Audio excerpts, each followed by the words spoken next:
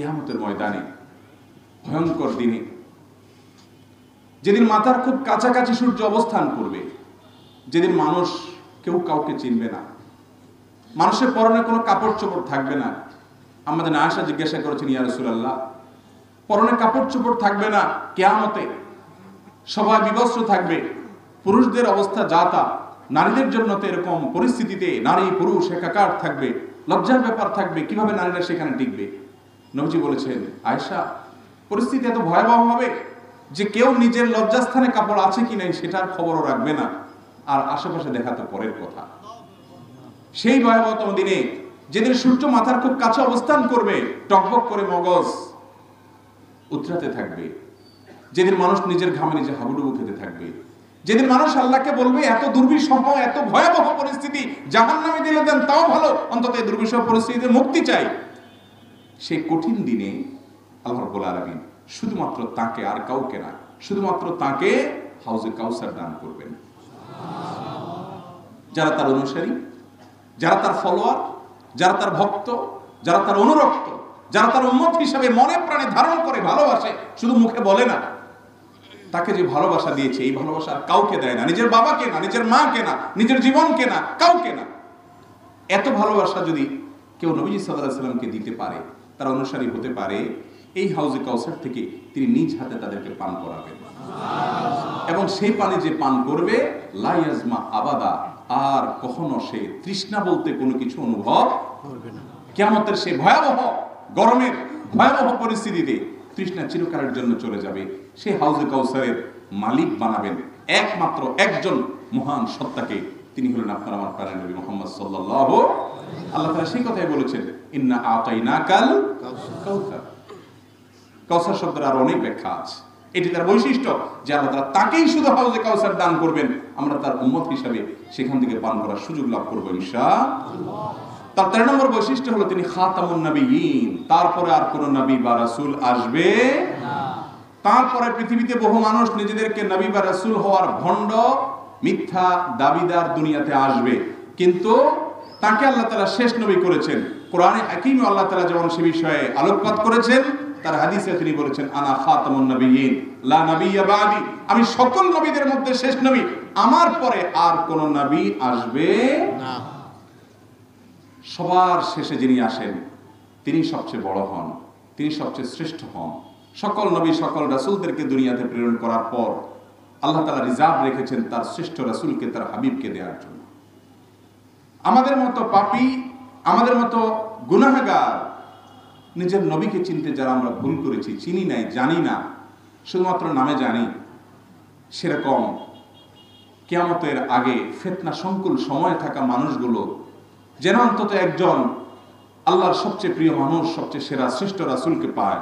সেজন্য আল্লাহ আমাদের প্রতি অনুগ্রহ করেছেন, তাকে সবার শেষে পাঠিয়েছেন, তাকে দিয়ে নবুয়তের ধারাকে সমাপ্ত করেছেন, পরিপূর্ণতা দিয়েছেন, এবং এটাকে পূর্ণাঙ্গতা দিয়েছেন, ফিনিশিং দিয়েছেন। এই জন্য তিনি সবার শেষ নবী, সবচেয়ে শ্রেষ্ঠ নবী, এটি তার বৈশিষ্ট্য সাল্লাল্লাহু আলাইহি। তার 14 নম্বর বৈশিষ্ট্য হলো যে তিনি কিয়ামতের ময়দানে আল্লাহ রাব্বুল আলামিন তার হাতে একটা পতাকা দিবেন। এই পতাকার নাম থাকবে লিওয়াউল হামদ, প্রশংসার পতাকা। এটা আর কাউকে দিবেন না, এটা শুধুমাত্র তার হাতে দিবেন। এটি তার বৈশিষ্ট্য হবে, এটি তার মর্যাদা হবে, বোঝা যাবে ইনি অন্য সমস্ত নবী রাসূলদের মধ্যে সেরা শ্রেষ্ঠ। এবং কিয়ামতের সেই ভয়াবহতম দিনে সমস্ত নবী রাসূলরা যখন তারাও পেরেশান হবে কঠিন পরিস্থিতির কারণে, তাদের উম্মতরা, সাধারণ মানুষ সবাই বিভিন্ন নবী রাসূলদের কাছে যাবে, মূসা আলাইহিস সালামের কাছে যাবে, ঈসা আলাইহিস সালামের কাছে যাবে, তারাও বলবেন যে আল্লাহর সাথে আজ এই কঠিন পরিস্থিতিতে আর্গুমেন্ট করার মতো মুহাম্মদ ছাড়া আর কেউ নাই, তোমরা তার কাছে যাও।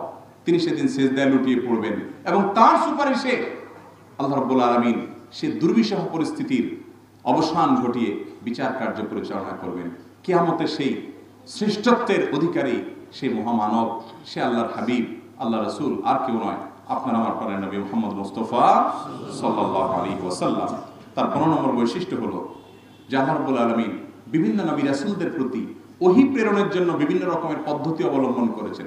কারোর কাছে আল্লাহ তাআলা জিবরিলকে দিয়ে ওহী পাঠিয়েছেন, কাউকে আল্লাহ তাআলা সরাসরি ডেকে নিয়ে তার ঐশী গ্রন্থ দিয়ে দিয়েছেন, কাউকে আল্লাহ রাব্বুল আলামিন তার সাথে সরাসরি কথা বলার সুযোগ দিয়েছেন, এক একজনকে এক একভাবে ওহী প্রেরণ করেছেন। একমাত্র তিনি আল্লাহর এমন নবী, এমন রাসূল যে তাকে আল্লাহ রাব্বুল আলামিন জিবরিল পাঠিয়ে যেমন ওহী প্রেরণ করেছেন, আবার তাকে আল্লাহ রাব্বুল আলামিনের কাছে মেরাজে ডেকে নিয়ে সরাসরি কথোপকথন করেছেন। ওহীর যত প্রকার আছে তার সবগুলো তার জন্য প্রয়োগ করেছেন, যেটা অন্য কারোর জন্য প্রয়োগ করেন না। ভাইরা আমার, 15টি পয়েন্ট বললাম, 1500 পয়েন্ট যদি জোগাড় করি আর বলি তো সেগুলো বলা শেষ হয়ে যাবে, কিন্তু আমাদের প্রিয় নবী সাল্লাল্লাহু আলাইহি সাল্লামের শ্রেষ্ঠত্ব, তার বৈশিষ্ট্য আমরা বলে হয়তো শেষ করতে পারবো না। সাল্লাল্লাহু আলাইহি সেই নবীজি সম্পর্কে আমরা জানার চেষ্টা করতে হবে, তার জীবনী পড়তে হবে, সিরাত গ্রন্থ পড়বেন। আমি আজ এই সেমিনারে আপনাদের সবার প্রতি উদাত্ত আহ্বান রেখে যাই, একটি করে হলেও নবী করিম সাল্লাল্লাহু আলাইহি সাল্লামের আগাগোড়া জীবনী শুরু থেকে শেষ পর্যন্ত পড়ে শেষ করবেন। চেষ্টা করবেন তো ইনশাআল্লাহ? প্রত্যেকের ঘরে একটা করে সিরাত গ্রন্থ কিনবেন, রাহিকুল মাহতুম কিনেন বা অন্য কোনো সিরাত গ্রন্থ কিনেন, আলী সাল্লামের সিরাত গ্রন্থ কিনেন, যে কোনো সিরাত গ্রন্থ 1 ভলিউমে আছে, 3 ভলিউমে আছে, একটা সিরাত গ্রন্থ আগা গোড়া একটু একটু করে প্রতিদিন 1 পৃষ্ঠা করে পড়েন। অনেক কাজে করেন, একটা পৃষ্ঠা করে নবী সাল্লাল্লাহু আলাইহি ওয়াসাল্লাম সম্পর্কে জানার চেষ্টা করেন। পুরো সিরাত গ্রন্থটা পড়ে শেষ করার পর আমি আল্লাহর উপর তাওয়াক্কুল এবং ভরসা রেখে নিশ্চয়তা দিয়ে বলতে পারি যে সিরাত গ্রন্থ পড়ে শেষ করার পর মুসলমান হিসাবে আপনার আগে যে লেভেল ছিল, এটা পড়ে শেষ করার পর ইনশাআল্লাহ মুসলমান হিসাবে আপনার লেভেল অনেক উপরে উঠবে। চেষ্টা করব না সবাই ইনশাআল্লাহ? একটা সেমিনার অনুষ্ঠান করে কিছু আলেমদেরকে দাওয়াত দিয়ে নবীজি সম্পর্কে জানা হয়ে যাবে না। আমাদের জানার যে প্রয়োজন আছে সেটা যদি আমরা আজকে অনুভব করতে পারি তাহলেই সেমিনার সার্থক। বাকি জানার কাজটা আমাদের প্রত্যেককে ব্যক্তিগতভাবে করতে হবে ইনশাআল্লাহ। যুবক কত খেলোয়াড়ের নাম জানে, কত খেলোয়াড়ের সব কিছু জানে, তার ব্যক্তিগত সকল তথ্য জানে, কিন্তু তার নিজের নবী সম্পর্কে তেমন কিছু জানে না। খোলাফায়ে রাশেদা সম্পর্কে জানে না, সাহাবীদের সম্পর্কে জানে না। মুসলমানের সন্তান ভাইরা আমার, আমি আপনাদের কাছে আপনারা খোলাফায়ে রাশেদা সম্পর্কে, নবীজি সাল্লাল্লাহু আলাইহি ওয়াসাল্লাম সম্পর্কে, সিরাতে সাহাবা সম্পর্কে একটু পড়ুন, একটু অধ্যয়ন করুন। আপনার সম্বিত ফিরে আসবে, আপনার হুঁশ ফিরে আসবে। আপনি কাদের সন্তান, আপনি কাদের পেছনে আছেন, আপনি কার অনুসারী। আপনার পাগলামো, আপনার মাতলামো যদি কারোর জন্য করতে হয়, কারোর জন্য যদি ভালোবেসে আপনার পাগলামো করার প্রয়োজন হয়, তো মুহাম্মদ সাল্লাল্লাহু আলাইহি ওয়াসাল্লাম ছাড়া পৃথিবীতে আর কেউ আপনার কাছে নাই। লা মুঝকো দেখা उनकी तरह अगर कोई है, मैं उनकी सिवा किस पे फिदा हूं ये बता दे। कवि बोलছেন मैं उनके सिवा किस पे फिदा हूं ये बता दे। তাকে ছাড়া কার জন্য ভালোবেসে উতলা হয়ে আবেগে উচ্ছ্বসিত হয়ে পাগল পরা হয়ে যাব, আমার জীবনকে উৎসর্গ করে দিব, এরকম তিনি ছাড়া আর কে আছে?